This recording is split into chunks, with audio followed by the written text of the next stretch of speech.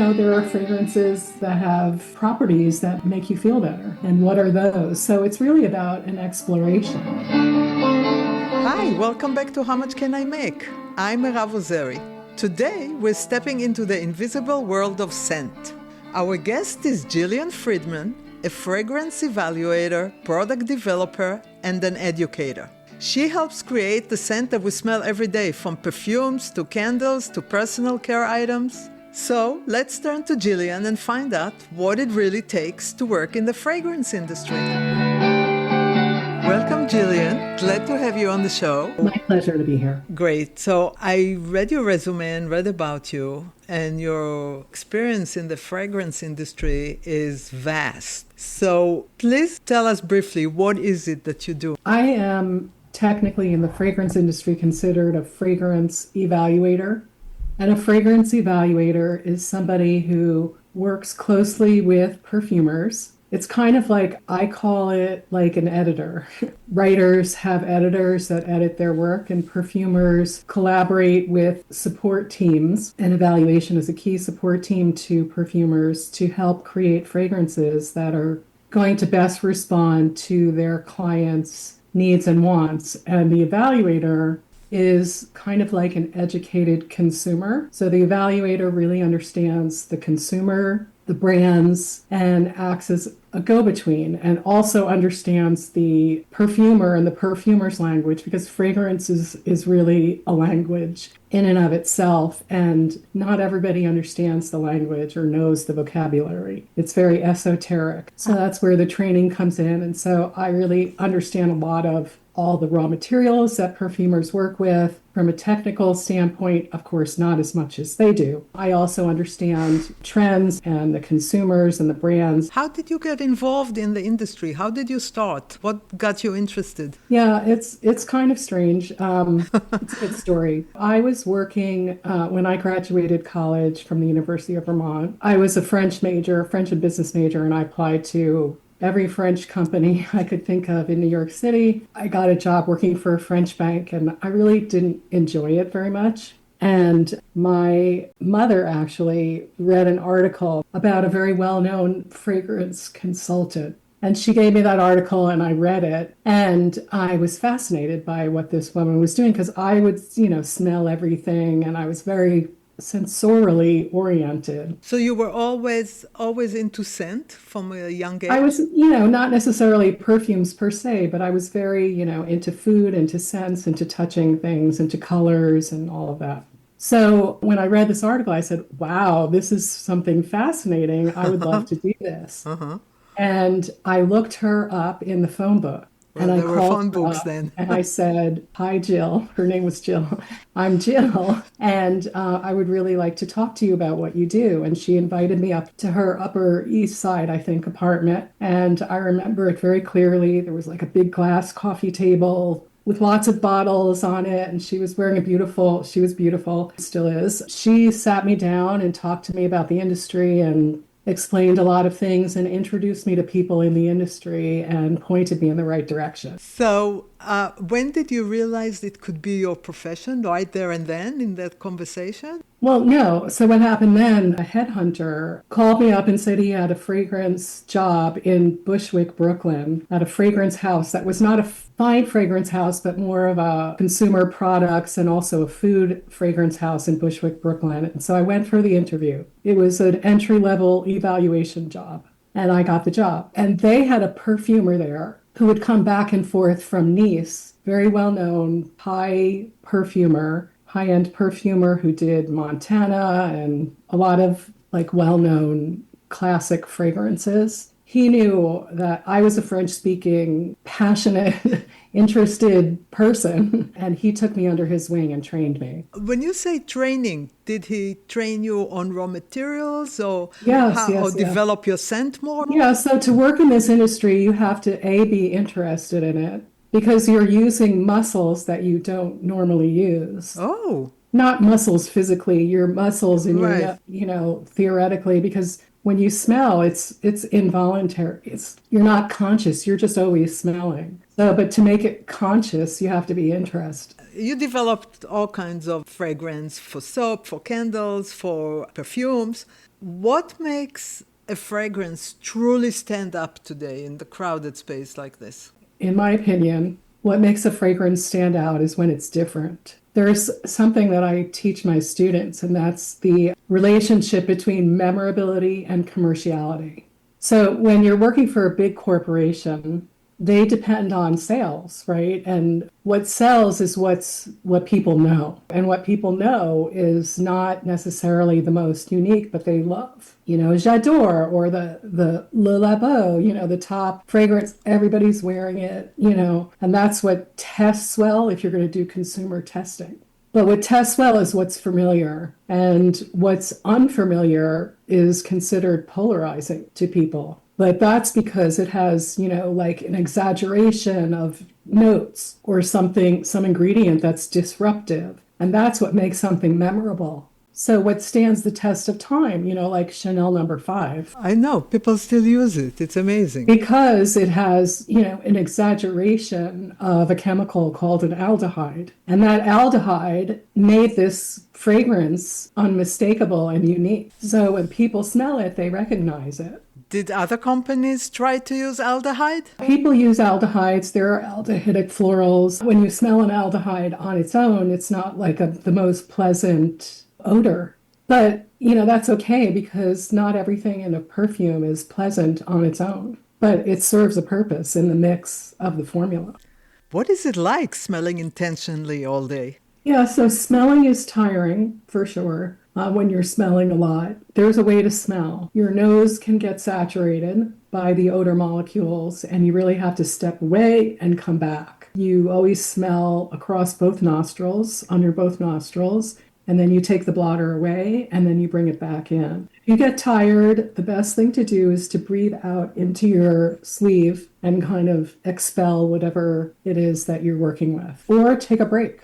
I know that smell, at least for me, it's very associative. I could love something and my friend will hate it. So as an evaluator, what do you judge a fragrance by? So what's important when you're evaluating a fragrance is to put yourself in the shoes of the target market and the consumer that's going to be buying it. So for example, I was director of global product development at Avon for 6 years. And while I was there, I was not an Avon consumer, but my job was to elevate the fragrance offerings and the product development within the range of the Avon consumer. I couldn't put my own personal taste necessarily into the mix. I wasn't developing for me, I was developing for Avon. So you kind of have to be very impartial. I want to touch about the fragrance development. Can you walk us through from the creative spark that you have to the finished products? What's the process like? Fragrance always starts with a brief, and the brief is something that you put together to inspire the perfumer to get their creative juices going. And in that brief, you really explain who the brand is, everything possible about the brand, about the product, about the concept, about the colors, about the package. Like, for example, Vera Wang, right? I worked on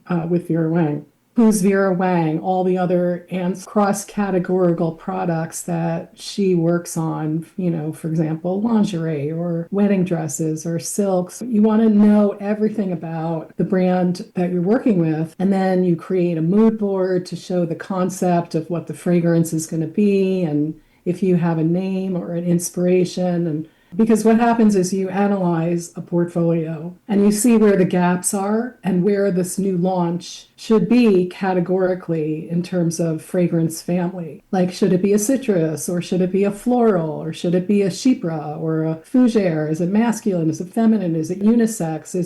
What are the characteristics of it? And then you say things that you want in the fragrance, like some sort of innovation or some sort of floralcy. Then you also give them a no list. For example, I don't want it to smell too sweet or jammy, or it should be sophisticated or youthful or whatever it is. So you give as many key words as possible. It really depends because it could go so many ways. You can be very specific, or you could say, you know what, I just want you, so and so perfumer, to really give me your best inspiration. But See. you need to say, is it mass market? Is it prestige? Is it niche? Meaning, is it going to be very unique and polarizing? Or is it going to be more commercial? And also, you give them price parameters to work with. So, for example, you say, I want an eau de parfum. So that, for example, could be 18% of fragrance juice up to 25% or even higher? Or is it like an eau de cologne, which could be like 10 to 12%, or an eau de toilette, which could be 15%? And then you give them the cost parameters with which to work within. So is it $300 a pound or is it $50 a pound, depending on who's launching the fragrance? You teach fragrance at FIT, Fashion Institute of Technology. Why did you choose FIT? So the reason why I chose to teach at FIT is because when I was growing up in this industry or coming up in the industry, there were no formal schools in the US. I applied to EZPK, which is the French Perfumery school in Versailles that many perfumers graduate and evaluators graduate from. And I actually got accepted to that school because I was probably the only American or the first American who applied at that time. Anyway, the reason why I decided to teach at FIT is because now there is a school in the US. And I think for me, it's very important to give back to the industry and to help mentor and inspire up and coming people who are passionate the way I was when I was young. What do they learn there? Oh, they learn everything. So really, it's very complex and comprehensive. So first they learn the physiology of olfaction and how the nose works and all of that. They learn the history of fragrance. They learn about all the different methods of extraction of raw materials. They receive a fragrance kit, which we started doing during COVID so that we could keep teaching the class of like 50 raw materials that they use. We have a lecture, a 2-hour lecture, and then a lab for 2 hours. Oh. So in the lab, they are actually making fragrances. They start off with very small accords, like a top note, a mid note, a floral accord, and then they put it all together. And in the end, they learn their final project is the brief, which I explained, where they brief a perfumer and they put it all together. They learn the language of perfumery. They learn how to write fragrance descriptions. They learn how to verbalize what they're smelling. They learn about genealogy charts and how we classify fragrances according to their fragrance categories, kind of like a family tree. They learn about iconic fragrances and fragrance trends. They visit fragrance houses. They learn about artificial intelligence to the best. Yes, I want to get Understanding. into the AI, yeah. They learn about the regulatory challenges of fragrance and how it's constantly changing and evolving and how that works. So very comprehensive. And one of the new courses that I've been writing with the chair of the department is on beauty and wellness. That's really my goal, is to bring all that together, those two sides. There are fragrances that have properties that make you feel better. And what are those? So it's really about an exploration. I want to get back for a second to AI. How does AI influence your industry? A lot of companies have platforms where they're using AI, and I think AI is an interesting tool to speed up processes, especially I think for companies that are more mass market. Your focus is on commerciality and sort of getting things started. But my opinion about AI for fragrance or anything is that you really have to keep an eye on it. You have to correct it. You have to enhance it. You can't just rely on it. Does one need to study chemistry in order to be an evaluator or to create scents? To be an evaluator or perfumer, you don't necessarily need to be a chemist. One of the founders of the whole learning platform of the way perfumers are trained, his name is Jean Carl. His premise is really based on the fact that it's good to understand the chemistry and, the sciences, but you can't let the chemistry and the science Rule you. deter you from your creative inspirations. And if you really rely only on the science, you kind of damper the creative part of you. So it's okay not to be a chemist. When you launch a product internationally, and I know you did, what are the major issues or hurdles that you run into? If you're launching a global scent, so for example, olfactive taste in different countries is different. For example, we have our baby products are powdery, Johnson and Johnson baby powder, and baby products in Europe are orange flower. Ah, Yeah, and in cleaning products in South America are about, lavender, and cleaning products here are citrus. So you really have to take it all into consideration. It's not, sometimes it's challenging to launch a global product, especially with regulatory as well. In Europe, they divulge a lot more. There's what's called fragrance allergens, and those allergens need to be listed in Europe on the package. In the US, that's not required. But if you're launching a product that's global, you're going to want to mention all of those. And that list of allergens has grown from 26 to like many, many, many more. oh, wow. It's becoming more and more transparent. Michelle Pfeiffer, who launched a line that is really based on transparency, and she only works with like the smaller palette that is most studied and is able to then list, her goal is to launch transparent fragrances. What's the biggest misconception about the fragrance industry? That synthetics are bad. Everyone thinks, oh, naturals are good and synthetics are bad. So in my opinion, that's not the case. Everything that is an allergen, it comes from a natural versus a synthetic. Synthetics can actually be safer.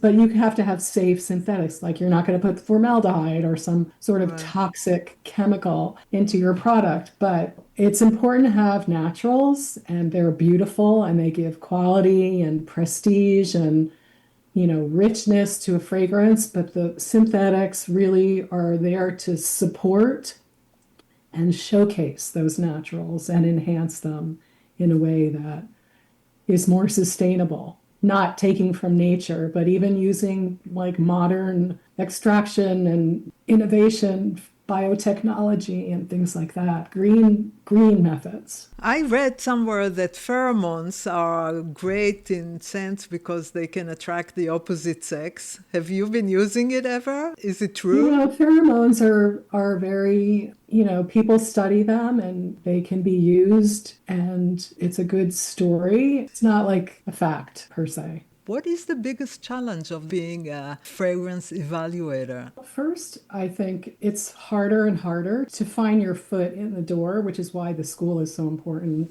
But I would say while you're working on the job, I think really putting yourself in the shoes of the consumer as opposed to getting caught up in your own personal taste is probably, for some, the biggest challenge, because that's like a key doctrine, I would say, of being an evaluator. Like what, for example, you would like a certain smell that commercially is not viable? Yeah, like it was funny. This is not to do with fragrance, but when I was at Avon, we would launch, holiday and Valentine's Day. I wanted to graduate from red to like a deep purple. And that was like a big deal at the time. It was considered not okay. It was too disruptive to not be red. Things like that. Hard to break tradition. Which is the most successful perfume in your opinion? Oh, there's so many. There's fragrances like, Dior Sauvage or Chanel No. 5 or Dolce & Gabbana Light Blue, Chanel Bleu, that are constantly #1. The top 20 charts, they don't change very much. And there are also a lot of similarities between countries. They have a chart for each country, or they have a global chart? Yes. Top selling fragrances for each country. If someone wants to break into the industry, what would be an entry-level job? You could be an entry-level evaluator like I was, or working as a compounder for a perfumer. So he or she or they would make formulas, and then you're in the lab and you mix it all together and compound it and bring it back to him. him or her. So a compounding, that's a good way to go, or entry-level marketing position, or in research. What can they expect to earn in the first year? It's been a while since I've looked at, I don't know what people are paid now. Is the goal of people that getting into the industry is eventually to become a perfumer? I think a lot of people think they want to become a perfumer, but you need to be very young to become a perfumer, and it's very competitive. To become a successful perfumer is not easy. Is it years of studying? It's years of studying and experimenting, but there are many very, very successful, incredibly creative beings out there. Are perfumers the highest paid? Yeah, because the perfumer is an asset, so perfumer probably would make the most money. But again, I don't know salaries. And where do you see the industry going in the next 5 to 10 years? I think, AI is going to be big. Transparency is going to be very important. Innovation and customization is going to be important. So I see it evolving and continuing to evolve in the ways that it's moving today. Do you love working in the fragrance industry? I've loved working in the fragrance industry. It's been really fascinating. I feel very blessed and lucky to be working with products that I love and that I love creating. And the people in it, it's creative, it's sexy, it's fun, it's inspirational. I've loved working in this industry. Well, I wish you many more years of doing great work. And thank you so much for coming on the show. Thank you so much, Mirav. It's been a pleasure. Of course. That's it for today. Thanks for listening. Hope you got inspired or just got some insight into the fragrance industry. Don't forget to follow us, and we'll see you next week.